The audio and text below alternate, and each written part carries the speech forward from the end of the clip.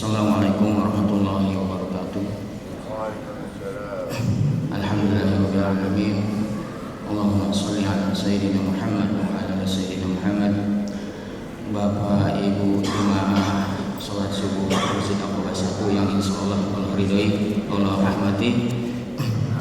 Untuk kajian rutin subuh Ahad pagi ini yang perdana insyaallah akan diisi oleh Ustadz Dr. Andes Lutfi Izzuddin MA.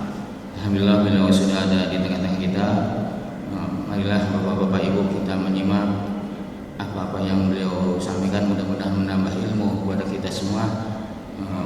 Waktu dan tempat Ustadz tafadhol persilakan. Assalamualaikum warahmatullahi wabarakatuh.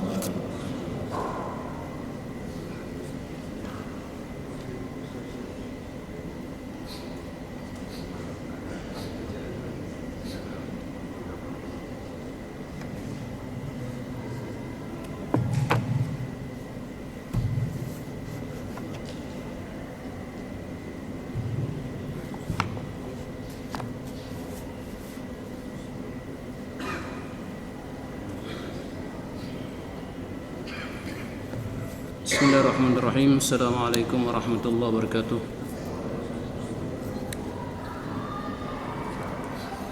Alhamdulillah, wassalatu wassalamu ala rasulillah wa ala alihi wa sahbihi wa wala. La hawla wa la quwwata illa billahil azim. Subhanaka la ilma lana illa ma 'allamtana innaka antal alimul hakim. Rabbana hab lana min azwajina wa dhurriyyatina qurrata a'yun waj'alna lil muttaqina imama. ربنا ظلمنا أنفسنا وإن لم تغفر لنا وترحمنا لنكن من الخاسرين. اللهم انفعنا بما علمتنا وعلمنا ما ينفعنا وارزقنا علما ينفعنا. اللهم أرنا الحق حقا وارزقنا اتباعه وأرنا الباطل باطلا وارزقنا اجتنابه. صلى الله على محمد النبي الأمي وعلى آله وصحبه أجمعين. الحمد لله رب العالمين. إخواني رحمكم الله. Jemaah salat subuh Masjid Aqaba 1 Pusrin rahmati Allah SWT dan berkah dan diridhoi Allah SWT insyaAllah. Pertama, mari kita sampaikan syukur kita, syukur dan puji kita kepada Allah SWT sehingga pada saat ini kita masih diberi Allah nikmat berupa kesempatan, kesehatan yang kadang-kadang kita lupa, yaitu semangatnya. Kita punya kesehatan, kita punya kesempatan, tapi kita kurang bersemangat. Walaupun hadis itu mengatakan dua, itu kesempatan dan kesehatan. Tapi saya menambahkan substansinya adalah semangat. Ini penting. Mengapa? Betapa banyak orang yang sehat, orang yang kemudian kesempatannya ada, tapi semangatnya tidak ada. Maka karena itu nikmat-nikmat kecil model begini ini harus kita syukuri, karena inilah sesungguhnya yang akan menghantarkan kita kepada kebaikan dan kebaikan. Maka itu mari kita bersyukur dengan nikmat sederhana ini, nikmat kecil ini. Insyaallah kalau kita pandai bersyukur dengan nikmat kecil, maka kita akan menjadi gampang, mudah mensyukuri nikmat-nikmat besar yang diberikan Allah kepada kita. Salawat dan salam semoga selalu dan senantiasa sampai kepada Nabi kita Muhammad sallallahu alaihi wasallam, keluarga, para sahabatnya dan para pengikutnya setia sampai akhir zaman. Semoga kita termasuk bagian dari umat beliau yang insyaallah nanti mendapatkan bagian dari syafaat beliau, karena kita masih memiliki rasa cinta, masih memiliki rasa sayang, rasa patuh kepada beliau sebagai seorang imam, sebagai seorang pemimpin, sebagai seorang nabi. Walaupun di tengah-tengah, di ujung-ujung zaman yang fitnah tentang agama ini begitu besar dan marak. Hampir setiap hari kita membaca di konten-konten share itu ada pelecehan-pelecehan agama yang dilakukan oleh orang-orang yang jahil. Maka itu dibutuhkan kepada kita kesabaran, terutama untuk mengokohkan iman kita. Karena ini memang sudah waktunya. Allah sudah mengisyaratkan tentang akhir zaman yang penuh dengan fitnah itu, termasuk fitnah agama. Betapa banyak orang-orang pintar, punya dalil, punya dasar, kemudian gampang melecehkan agama. apalagi orang jahil.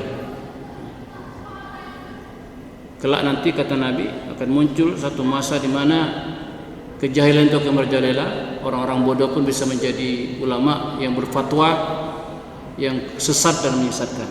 Nah, sekarang hati-hati. Butuhlah kita kepada ulama-ulama, orang-orang alim yang memiliki akhlak dan bukan sekedar ilmu.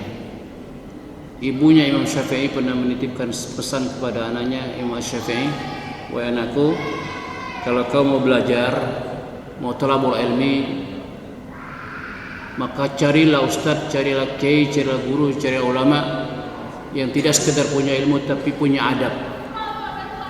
Kenapa kata beliau? Al-adabu fawqal ilmi.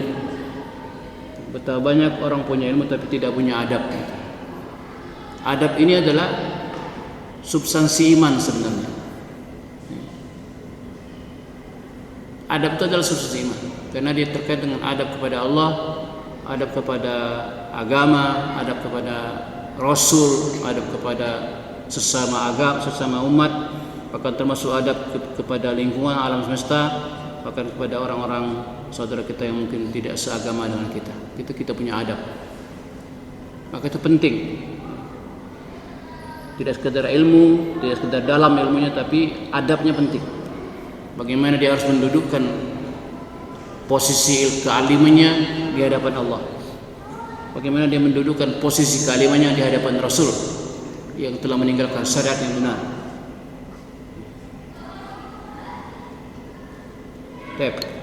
Itu sekadar untuk mentauji kita agar kita bisa kembali rujuk kepada agama ini dengan konsisten, walaupun sebenarnya ujian keimanan itu besar di ujung zaman ini. Nah, saya beberapa hari yang lalu ditelepon, dihubungi oleh Ustadz Zaki ini. Saya kaget juga.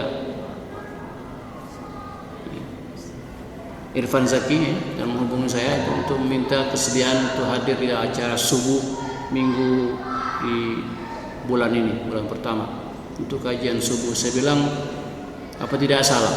Karena saya sudah lama tidak ke Aqabah 1 itu. Kalau tidak salah terakhir itu adalah khutbah Idul Fitri pada sebelum Covid itu. Tentu tidak ada lagi. Biasanya ada masih kegiatan kegiatan Ramadan. Tahun kemarin masih ada, tapi ke hari tahun ini tidak ada terjadwal. Saya pikir ini mungkin karena kesibukan dan banyak kegiatan-kegiatan lain. Tapi kemarin ketika Irfan Zaki menghubungi saya kaget, jujur kaget. Lalu saya buka rekaman terakhir waktu khotib Jumat di sini terkait dengan itu tahun 2016. Itu tentang pengorbanan Ibrahim alaihissalam ketika khotib di bulan di bulan haji. Ini direkam di sini. Nah, ikhwan rahimakumullah, saya diberi tema besar oleh Pak Irfan ini, itu tentang tarbiyatul aulad, pendidikan anak-anak. Saya tidak tahu kenapa ini yang dipilih.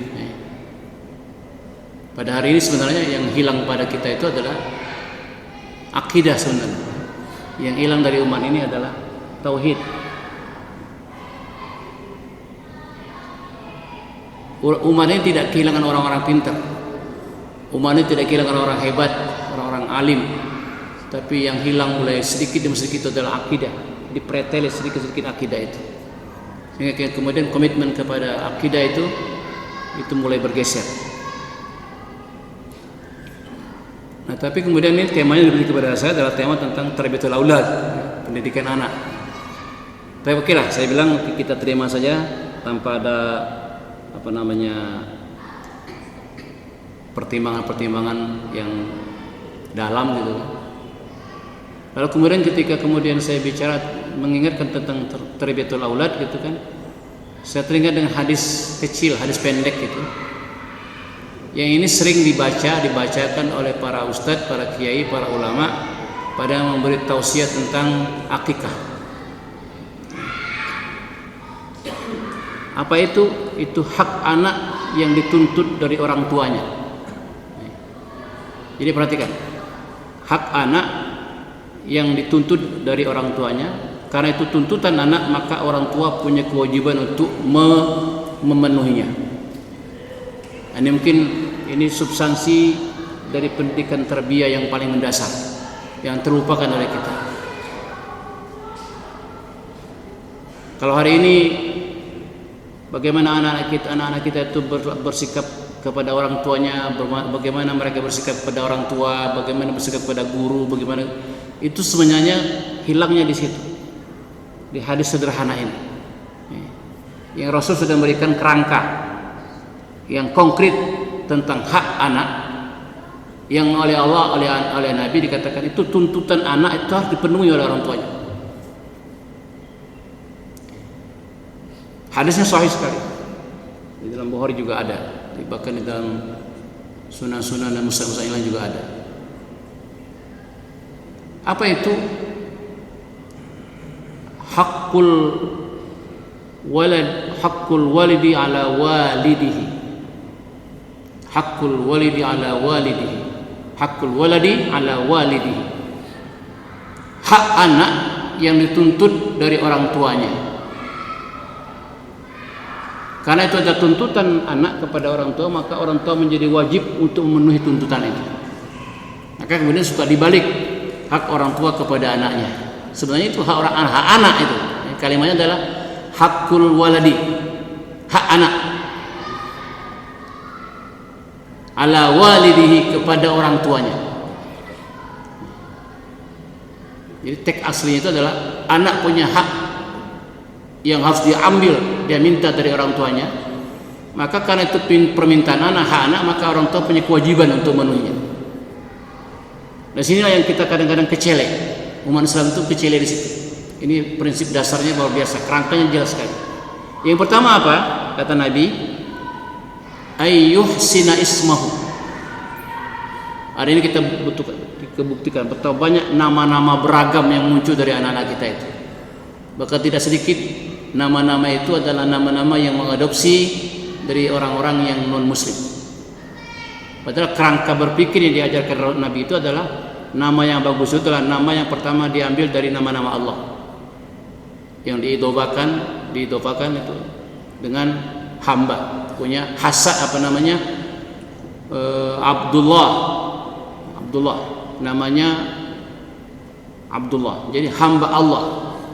Allah itu nama Allah. Idofanya adalah hamba, jadi hamba Allah. Ghani, Abdul Ghani. Syakur, Abdul Syakur. Azim, Abdul Azim. Jadi tidak boleh nama Allah itu buat diri sendiri. Maka itu manggilnya hati-hati. Ada nama orang namanya Abdul Kudus. Jangan dipanggil Kudus, mestinya Abdul Kudus. Kenapa? Karena Kudus itu adalah nama Allah. Ada di sini. Saya ingat, karena sini ada Ustadz Kudus itu ya. Ustadz Kudus yang suka menghubungi saya, Ustadz Ali itu kan menghubungi saya. Jadi sejatinya adabnya dalam agama itu bukan manggilnya Kudus tapi Abdul Kudus, karena itu sudah jelas kerangkanya. Kalau dipanggil Kudus berarti kita manggil Allah gitu, tanpa ada adab di situ. Maka itu nama Allah itu boleh disebutkan kepada nama manusia tapi dengan idhofah. Abdul Kudus artinya hamba Allah yang kudus. Abdul Ghani hamba Allah yang ghani. Abdul Jabbar hamba Allah yang jabbar. Abdul Rahim hamba Allah yang rahim. Abdul Rahman hamba Allah yang rahman. Abdul Ghafur hamba Allah yang ghafur. Jadi cuman kadang-kadang kita ini lazimnya manggil sepotong-sepotong. Maka itu kalau di Arab itu ada namanya, ada 3 nama, Ismul Awal, Ismul Tsani, Ismul Tsalis. Jadi nama bapak itu dihubungkan di situ. Maka dalam paspor itu perhatikan, itu ada Ismul Awal. Kalau kita berangkat ke Saudi ada nama Ismul Awal, Ismul Tsani, Ismul Tsalis, yang ketiga. Jadi kalau kita punya nama Muhammad Jibril, harus dikasih yang ketiga. Siapa? Binnya siapa? Muhammad Jibril namanya bin Hasan, maka panggilkan Hasani, itu adalah nama ketiga. Itu tertulis di dalam paspor itu. Kalau kita sudah nama lengkap disingkat lagi. Ya. Nama Abdullah dipanggil Bedul. Nama dipanggil sudah tidak enak gitu. Bedul. Padahal namanya Abdullah. Bagus sekali. Hamba Allah yang. Nah, kembali kepada tadi. Jadi yang pertama yang menjadi hak anak kepada orang tuanya itu harus penuhi, wajib penuhi adalah memberi nama yang bagus kepada anaknya. Nah, anak itu minta diberi nama bagus untuk dirinya. Ayyuhsina ismahu, memberi nama yang bagus. Maka itu kewajiban orang tua untuk memberi nama bagus kepada anaknya. Jangan diberi nama yang tidak bagus. Bagus itu relatif, tapi paling tidak standar doa itu. Nah, nama itu ada doa di situ. Kenapa? Karena kata Nabi, pada hari kiamat nanti itu manusia itu akan dipanggil sesuai dengan namanya. Nah, berbanggalah kita kalau kita punya nama-nama yang bagus. Nanti Allah akan panggil itu di depan makhluk-makhluk yang lain. Minta maaf, kadang-kadang kita ini latah saja itu. Karena ada tokoh yang kita idolakan, maka kita panggil, kita namakan anak kita dengan sebutan itu. Ada pemain olahraga yang bagus, Ronaldo, namanya Ronaldo. Bukan tidak boleh. Dia berharap mungkin mendoakan agar anak jadi pemain bola yang sekualitas Ronaldo. Ada Pele, agak keren, Muhammad Pele. Mungkin doanya agar anaknya bisa menjadi seorang pemain bola profesional seperti Pele dan seterusnya. Tapi kata Nabi, yang bagus itu pertama adalah Ismullah, Asmaul Husna. Lalu yang kedua adalah nama yang dinisbahkan kepada Nabi, Muhammad atau Ahmad. Muhammad Jais, Ahmad apa lagi? Muhammad. Nama saya itu Muhammad Lutfi. Itu diakekakan dengan 2 kambing. Cuman kadang-kadang Muhammad itu tidak dipanggil Ustaz Lutfi saja. Malah dipopulerkan nama bapak saya, Lutfi Izzudin. Pada masa itu terlahir itu adalah Ahmad Lutfi Izzudin, tapi kemudian di ijazah ditulis Muhammad. Tidak salah nisbahnya. Nenek orang tua dulu menginginkan agar mungkin minimal saya itu mewariskan sedikit-sedikit saja sifat-sifat kenabian, akhlaknya paling tidak.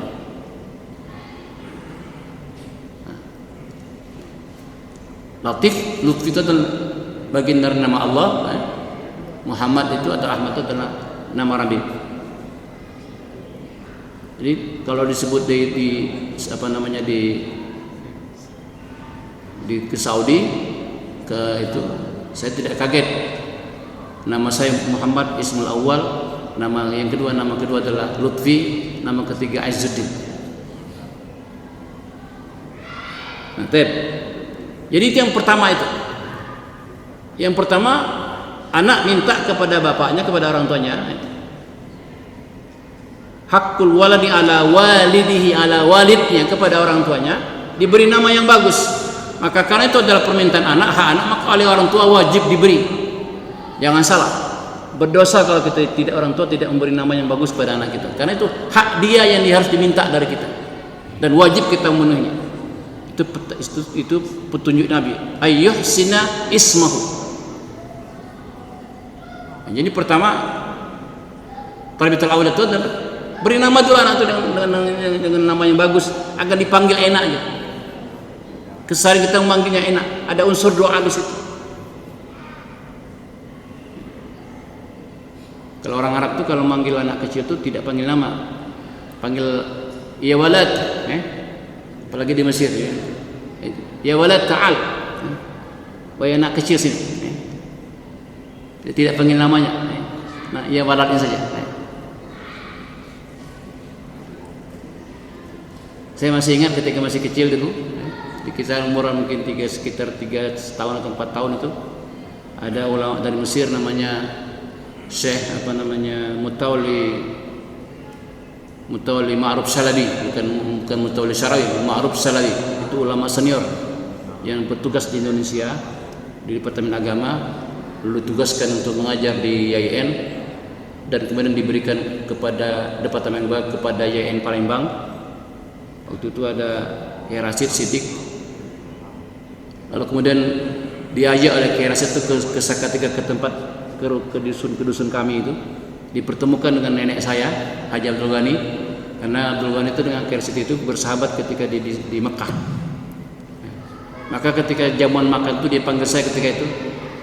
Maka saya pernah mengenal istilah manisan itu, es bonbon itu atau gula-gula gitu, namanya halawa.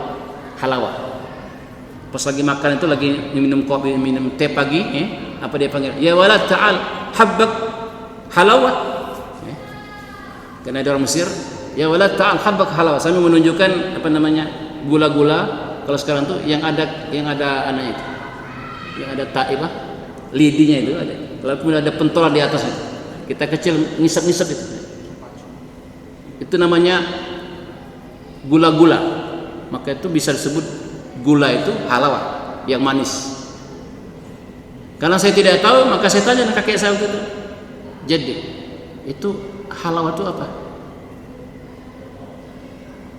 Dia tawari kau, wahai cucuku, kata beliau, halawa itu permen itu, gulanya itu ya.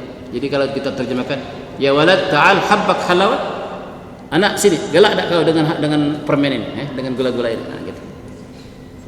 Sampai hari ini saya masih ingat, itu pertama kali saya mengenal istilah halawa, manisan. Jadi kita boleh kalau menggunakan manisan permen itu dengan sebutan halawa, yang manis-manis. Nah, kembali kepada masalah tadi.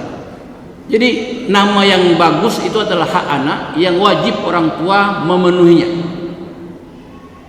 Itu pendidikan pertama yang harus diberikan kepada orang tua kepada anaknya. Tarbiyatul aulad, memberi nama yang bagus, jangan salah. Yang kedua, ini yang terlupakan hari ini oleh orang tua. Apa itu? Ayyuhsina ismahu wa adabahu. Setelah diberi nama yang bagus, maka diberi pendidikan adab. Adab itu adalah simbol dari agama. Jadi pendidikan agama itu adalah hak anak yang diminta oleh orang tuanya.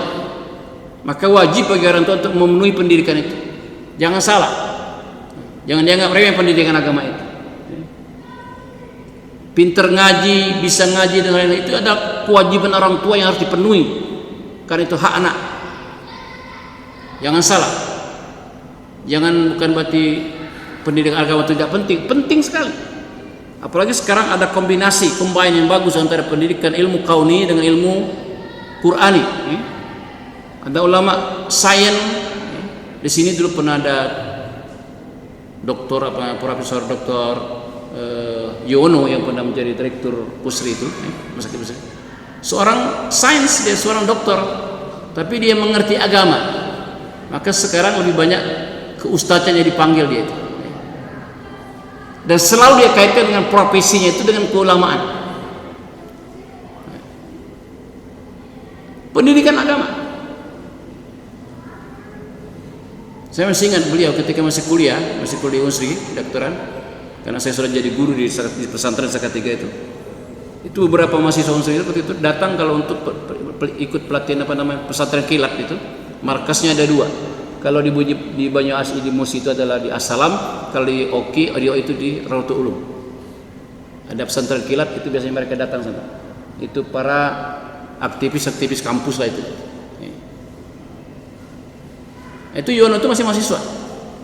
Maaf tuh masih culun waktu itu. Karena saya menghadapi dia. Maka hari-hari ini walaupun dia sudah profesor doktor, insya Allah dia masih ihtiram dengan saya. Karena saya pernah menjadi ustadznya di pesantren kilat itu kan. Jadi profesi sains itu dikaitkan dengan agama. Jadi jangan salah, maka itu jadi kuat itu. Hari ini kenapa pelajaran hukum itu menjadi tidak bermakna? Karena hukum itu sepi dari nilai agama. Orang tidak punya takut lagi kalau berkhianat kepada hukum itu adalah satu pengkhianatan kepada Allah. Maka banyak pakar-pakar hukum yang campak di situ, yang jatuh di situ karena dia melepaskan agama di dalam kajian hukumnya. Ekonomi juga begitu. Ketika ekonomi itu lepas dari kajian agama, maka dia akan jadi liar. Tapi kalau dikaitkan dengan agama, insya Allah ekonomi itu akan menjadi bagus. Dan hari kita buktikan betapa ekonomi Islam itu luar biasa.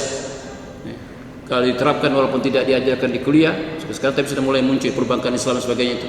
Itu masjid masjid yang terkenal di Jogja itu, Rojan itu ya. Itu pimpinnya adalah orang yang mengerti ekonomi, kemudian dikaitkan dengan agama. Maka hiduplah masjid itu menjadi luar biasa besar.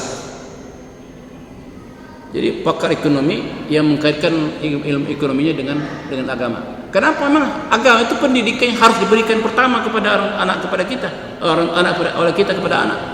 Setelah memberi nama yang bagus, kedua apa kata Nabi? Ayyuh sina ismahu wa adabahu.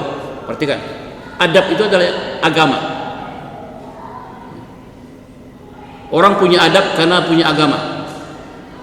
Ketika agamanya hilang, adabnya hilang. Maka itu Ibu Imam Syafi'i pernah mengatakan kepada anaknya, kepada Syafi'i, wahai anakku, kalau kamu belajar kepada ulama yang punya adab, bukan yang punya ilmu saja. Itu saya dapatkan teks kalimat itu ketika saya masih belajar di pesantren sekian puluh tahun yang lalu.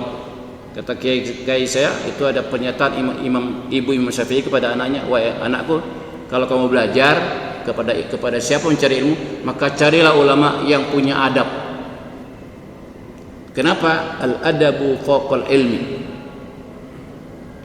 Betapa banyak orang yang punya ilmu tapi tak punya adab, maka kemudian akibatnya kurang ajar terhadap agama ini.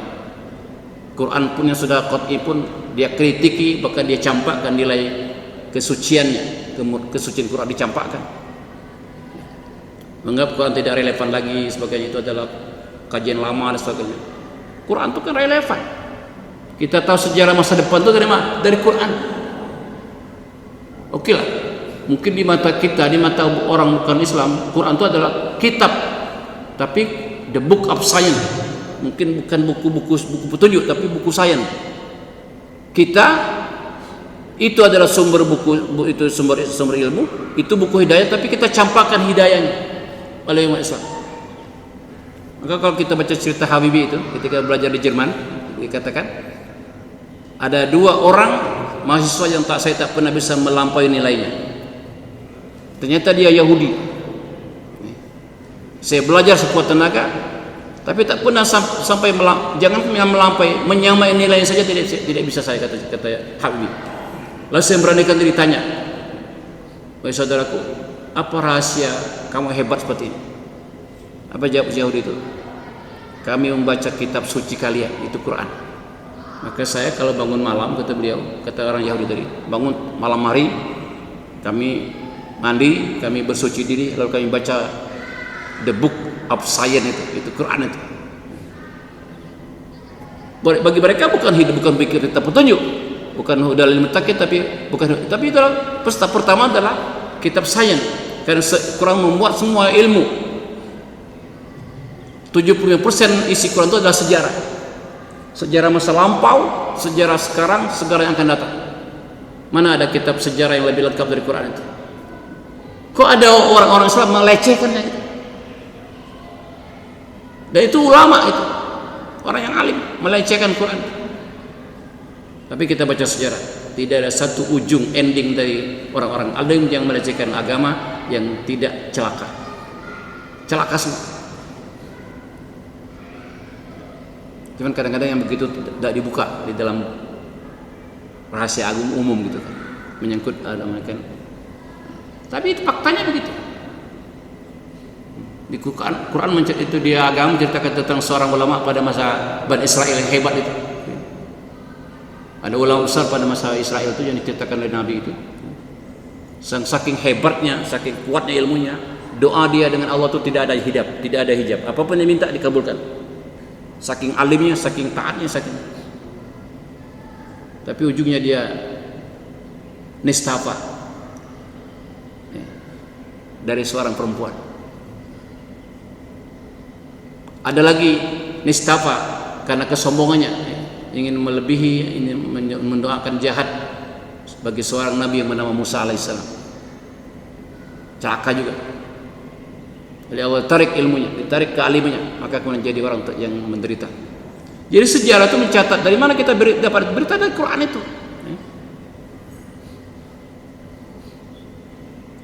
Tiba-tiba di penghujung zaman ini ada orang yang berilmu, yang alim gitu, melecehkan Quran sebagai kitab suci. Ya Nabi saja setiap bulan, setiap tahun belajar dengan murajaah dengan Jibril pada setiap berpuasa. Itu oleh umat sekarang itu karena baru bergelar ya doktor profesor itu sudah berani melecehkan. Nah itu kenapa? Rahasianya karena tadi itu ayyuh sinasma wa adabahu itu tidak masuk di situ. Karena orang tuanya tidak memberikan hak yang harusnya diberikan kepada anak. Karena apa? Itu pendidikan agama, pendidikan nilai-nilai kebaikan. Ini disebut dengan ayyuh sinasma wa adabahu. Pendidikan anak itu ada pendidikan adab, pendidikan agama. Maka jangan lupa. Nah, baru yang ketiga apa kata Nabi? Ayyuh sinasma wa adabahu wa ayyu alimuhu rimayata wasibahata. Baru yang ketiga itu adalah setelah nama yang bagus, pendidikan agama. Yang ketiga baru pendidikan yang bersifat ilmu kauniyah. Ilmu kauniyah. Silakan dididik menjadi seorang dokter, silakan dididik jadi orang profesional dalam bidang ekonomi, silakan dididik jadi orang pakar hukum, jadi orang sosiologi dan seterusnya. Tapi agamanya harus nempel di situ. Kalau tidak, jadi orang sekuler dia, liar dia dari agama. Hari ini kita butuh betapa banyak orang-orang sekuler di pendidikan lembaga yang bernilai kuat di negara ini, di lembaga pendidikan Islam itu kan sekuler, pikiran sekuler sekali. Saya karena pernah menjadi alumni pendidikan agama di Indonesia ini, merasakan nilai-nilai sekulernya.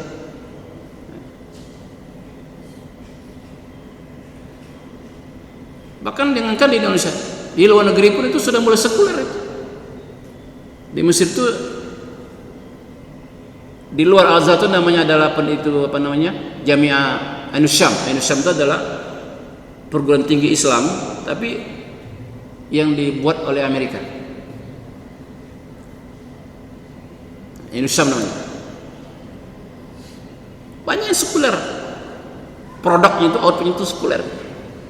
Kenapa? Karena agamanya disingkirkan, dihilangkan dalam tarbiyah kehidupan mereka. Maka ingat ini, bagi kita adik-adik remaja atau yang sudah menikah, yang baru yang punya anak, ingat, pendidikan agama jangan dianggap remeh. Kenapa? Karena itu adalah hak anak yang mesti kita berikan kepada mereka. Silakan kalau kita tidak mampu dengan pendidikan di rumah, kita titipkan ke lembaga-lembaga apapun namanya. Yang penting dia minimal bisa ngaji. Kalau tidak bisa ngaji yang benar baca Qur'annya, kalau itu kenapa kita modal untuk dia sholat agar sah sholatnya. Hari ini betapa banyak imam-imam yang berani tapi kemudian nekat bahasa kita baca Qur'annya tidak lurus. Ini faktanya begitu. Tapi nekat menjadi imam. Bacanya enggak keruan. Saya belajar Fatihah itu dengan wak saya almarhum Kiai Syafiq Gani 6 bulan belajar Fatihah itu 6 bulan. Baru 6 bulan dilepaskan untuk latihan jadi imam. Baca Fatihah itu 6 bulan. Tak ngali-ngali bahasa kita dulu. Tak ngali-ngali, tak pindah-pindah. Padahal ngajinya 3 kali sehari. Ba'da subuh, ba'da zuhur, kemudian ba'da maghrib sampai isya. Itu belajar ngaji 3 kali sehari. Ngaji dengan metode Baghdadi zaman itu. Kalau sekarang kan ada namanya Al-Barqi, cepat kilas gitu. Tapi minta maaf, bacanya bagus, bacanya tapi tidak banyak salah. Bisa baca tapi banyak salah. Tidak sesuai dengan kaidah makharijul huruf dan sifatul hurufnya. Banyak yang tidak bisa membedakan mana harful isti'la dengan harful istifal, banyak sekali. Kita dulu belajar. Bahkan antara hak dengan ha saja itu kadang-kadang susah dibedakan. Tes baca Fatihah sesuai dengan kaidahnya. Banyak yang kadang-kadang tidak sesuai dengan kaidah itu. Ihdinas sirat, shad itu dibaca dengan sin, walaupun ada mahja itu lahja yang mengatakan boleh. Tapi itu adalah shad. Waladdall itu. Iyyaka na'budu wa iyyaka, itu kan ada tasdid. Betapa banyak imam iyyaka na'budu wa iyyaka nasta'in. Beda iyyaka dengan iyyaka itu beda. Kalau iyyaka itu ada tasdid di situ. Tapi kalau iyyaka tidak ada tasdid. Perhatikan betapa banyak bacaan itu. Nah, minta maaf, hafiz pun yang sekarang banyak hafiz tapi bacanya juga begitu. Saya banyak membenarkan bacaan hafiz itu, walaupun saya tidak hafal. Jadi bukan jaminan hafiz itu menjadi benar baca, tidak. Maka hafiz itu harus di murajaah terus. Maka Nabi itu yang diberi wahyu oleh Allah dari malaikat Jibril, itu setiap Ramadan kita baca sejarahnya, itu murajaah kepada Jibril, minta distasmi, minta disimakkan. Setiap tahun itu. Nabi itu yang di situ haknya benar di situ, itu pun masih minta disimakkan dengan ditasmi dengan Jibril setiap tahun. Jadi jangan jadi bangga hafaz 30 juz, ya jangan bangga. Anak saya itu hafiz juga, belepotan bacaannya. Pernah nyantri di pesantren Darhupar di Lampung, itu di Lampung. Pernah nyantri di Solo, di pesantren tahfidz Quran. Hafal memang. Tapi bacanya masih banyak yang harus kita perbaiki. Nah, saya minta maaf nak, saya bilang maaf nak, itu bacaan untuk tidak seperti itu. Walaupun mungkin kau diajarkan oleh kiaimu seperti itu, tapi itu bacaan tidak seperti itu. Kemarin ada murid saya yang pernah di pesantren seketika, lalu alumni Mesir, doktor, baru kemarin khutbah di masjid kami itu, membaca Fatihah itu, saya harus benarkan setelah itu. Apa dikatakan? Iyyaka na'budu wa iyyaka nasta'in ihdinas siratal mustaqim siratal ladzina an'amta 'alaihim ghairil maghdubi 'alaihim waladdallin. Perhatikan, kalau berkaidah walad bukan waladdallin, walad itu ada dot yang ditasdidnya 2 kali. Karena itu hurufnya huruf isti'la. Minta apa saya bilang itu, Ana harus memperbaiki bacaan. Tidak apa-apa Ustaz. Aku yakin karena Ustaz punya sanad. Alumni Mesir, LC. Dokternya dia diambil di Dayain. Kamlut lagi, dokter itu kamlut. Di pesantren dia. Dari pesantren saya di Salatiga. Alumni Mesir lagi. Masih baca Fatihah itu harus kita perbaiki. Iyyaka na'budu wa iyyaka nasta'in ihdinas siratal mustaqim siratal ladzina an'amta 'alaihim ghairil maghdubi 'alaihim walad itu apa tidak? Ada kayak sakta di situ. Harus berhenti tapi tidak narik nafas. Bukan waladdallin. Ada sakta, seakan-akan sakta. Berhenti sejenak tapi tidak pakai nafas.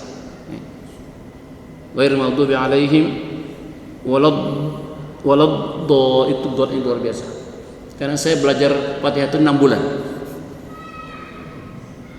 Bukan 1 hari lancar, bukan. 6 bulan. Maka itu kenapa para ulama bersepakat tidak sah sholat itu kalau tidak baca Fatihah. Tidak sah Fatihah itu kalau tidak benar. Itu di standar di Fatihah itu. Jadi bacaan Fatihah itu berpengaruh kepada benar atau tidak benarnya sholat, sah atau tidak sahnya sholat. Nah, kembali kepada masalah tadi. Jadi tarbiyah aulad itu penting untuk anak-anak, pendidikan agama. Karena itu hak anak yang harus diberikan. Pertama tadi apa? Yuhsina isma'u, nama yang bagus. Wa adabahu, pendidikan agama. Yang ketiga, yu'allimahu rimayata wasibah, itu pendidikan sains, pendidikan ilmiah. Bahkan termasuk pendidikan olahraga. Olahraga masuk di situ. Kenapa olahraga masuk? Pendidikan jasmani atau terkait untuk mengeluarkan badan untuk ibadah, untuk ketaatan. Jadi pendidikan agama, pendidikan umum itu ya terkait, tapi tidak boleh ini lepas nih. Di dalam pendidikan umum itu ada namanya pendidikan olahraga juga. Al-wa'ima rimayata itu melempar, memanah dan kemudian berenang pada masa itu. Naik kuda, melempar itu naik kuda sambil melempar panam, melempar lembing yang sana mulai dihidupkan kembali itu di beberapa lembaga-lembaga Islam. Anak-anak dilatih sambil naik kuda lalu memanah. Apa itu makna fokus itu? Yu'allimahu rimayata wasibahata, itu pendidikan berenang dan memanah dan berenang. Memanah itu masuk dalam pendidikan anak yang harus kita berikan.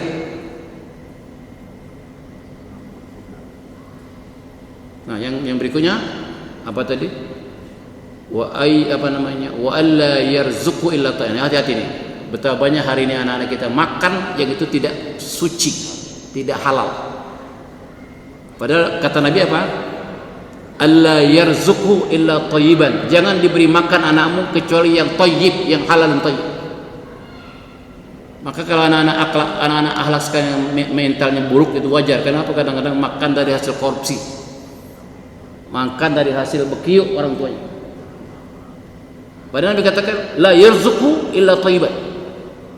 Hati-hati ini terbiah anak ini. Jangan dengan remeh ini.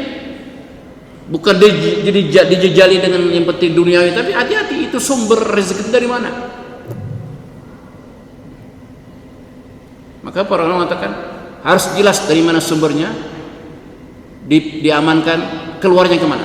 Makanya harta itu pertanggungjawabnya besar kan dalam hadis itu. Kalau ilmu ditanyai, kalau apa itu.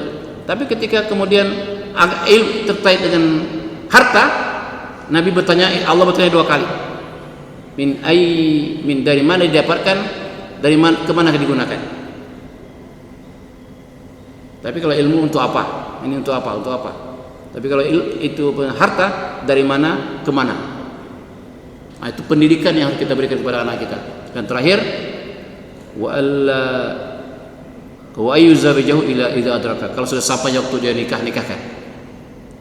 Disuruh nikah anak itu ada bagian dari hak orang tua untuk mendidik anaknya. Tapi ingat sini, ini ada kalimat yang harus kita catat. Kadang-kadang kita orang tua merasa kalau sudah menikahkan anak sudah selesai. Karena merasa kalau kita punya anak perempuan sudah ijab kabul selesai itu untuk hak tanggung jawab itu diberikan kepada suami. Tidak, Bapak Ibu, jemaah sekalian. Hak wali itu, hak orang tua itu tetap berlanjut sampai itu anak nikah, sampai mati.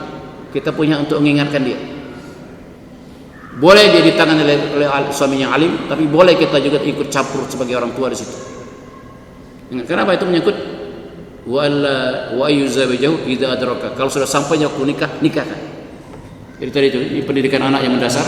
Pertama adalah nama yang bagus, pendidikan agama, pendidikan keterampilan, pendidikan umum. Ketiga adalah memberi makan kecuali yang halal, yang bagus. Dan yang kelima adalah menikahkannya kalau sudah waktu sampai. Jangan ditunda-tunda. Jangan kalau itu kemauan dia lain lagi, jangan kita halangi. Tapi kalau dia punya kemauannya itu kita boleh. Aku belum tunai kawin, karena enam cari itu hak dia. Tapi jangan kita batasi. Kalau tidak boleh ya harus umur sekian, ya itu jangan. Itu kita sudah melakukan pendidikan yang tidak benar kepada anak kita.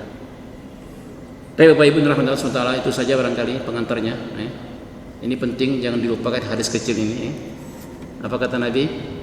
Hakul waladi ala waladihi, hakul waladi ala waladi, hak orang anak kepada orang tua atau hak yang kewajiban orang tua kepada anaknya. Pertama, ayyuhsina isma, memberi nama yang bagus. Yang kedua, memberikan pendidikan agama, adab, pendidikan umum. Lalu kemudian memberi makan yang bagus-bagus, yang halal-halal. Yang kelima adalah menikahkan kalau sudah sampai waktunya. Ini penting dulu, ini tarbiyah yang paling mendasar. Kalau ini kita remehkan, kita lecehkan, hati-hati ke depan. Apalagi di ujung zaman ini fitnahnya luar biasa. Akhlak anak kepada kita luar biasa. Kadang-kadang, halo Abe, nak sekolah dulu gitu. Halo Abe, kita dulu diajar oleh orang tua kita, kalau mau pamit ke orang tua, Pak, Bu, Baba, Abah, aku nak sekolah dulu, nak berangkat. Saliman bahasa kita. Pegang tangannya salim. Adabnya begitu. Sekarang kadang-kadang dari jauh, baik. Jangan karena itu menjawab salamnya, salam pun enggak, berangkat dia. Ataupun pakai salim tapi yang dicium tangannya, bukan tangan kita. Atau yang dibalikkan itu di jidatnya, di pipinya. Kita dulu diajari mencium tangan orang tua itu di sini. Saya tidak tahu yang 30 tahun, 40 tahun begitu, itu cara pendidik orang tua kepada kita. Sekarang itu sudah nilai, sudah hilang. Itu saja barangkali. Allah insaf, mudah-mudahan manfaatnya. Kepada Allah kita menampun, kepada Bapak Ibu saya minta maaf. Hadanallahu wa iyyakum ajma'in. Wallahu hadi ila sabilir rasyad. Wassalamualaikum warahmatullahi wabarakatuh.